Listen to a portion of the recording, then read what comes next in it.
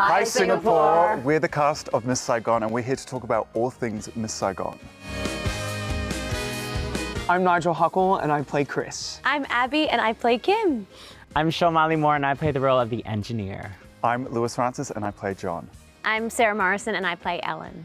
How do you prepare for your role in the show? I love to do a little vocal warm-up in the shower. And then when we get here, we do a physical warm-up and a vocal warm-up, and then it's go, go, go. Do any of you guys have playlists? I used to really depend on my 1975 playlist before the show. To get into your character. Yeah, I would play like a 1975 playlist on Spotify. I've started curating like an Ellen playlist. I mean, Ellen is kind of a sad girl in some ways, but I need more like, there are just a lot of power ballads. So everyone kind of watching, we have playlists backstage to kind of get us hyped, get us in the mood, because the themes of the show are kind of heavy, we're in a war. So in every character's mind, we need something to get us through. Yeah.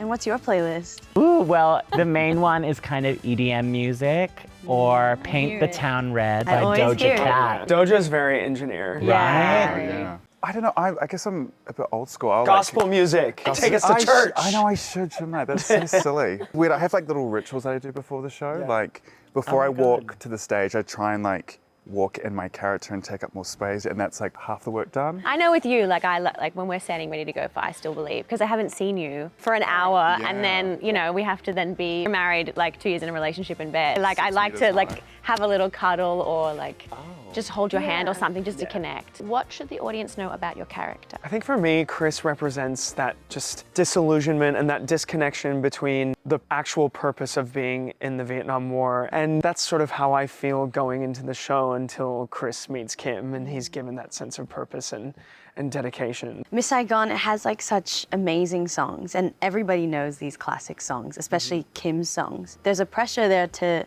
sing these songs well. When you're actually out there and watching, it's not about the performance anymore or about how you sing it. It's about how you serve the story. Yeah. And Kim's story is just so powerful and so meaningful and so much more than just a song. Well, yeah, and you find yourself, you're like rooting for each character. Like nobody really wins. But you find yourself going, oh, actually, I really resonate with this, but then there's also this, and there's so many layers to it. And there's no villains either, well, really. no. But I mean, like, that's the beauty A of Miss nightmare. Saigon. Like, you can take the same piece and we put a whole new spin on it. So when you come and sit in the show, it's way more complex. It's way more complex. But the world has changed. What are 3 words to describe your characters? I'd say numb. I also think he's scared, and then definitely in Act 2, guilty. I think there's a lot of guilt. Certainly the part of Ellen we see a woman who's very devoted and loyal, and then maybe I think her hurdle that she has to get through is about being generous with Chris, about being generous with herself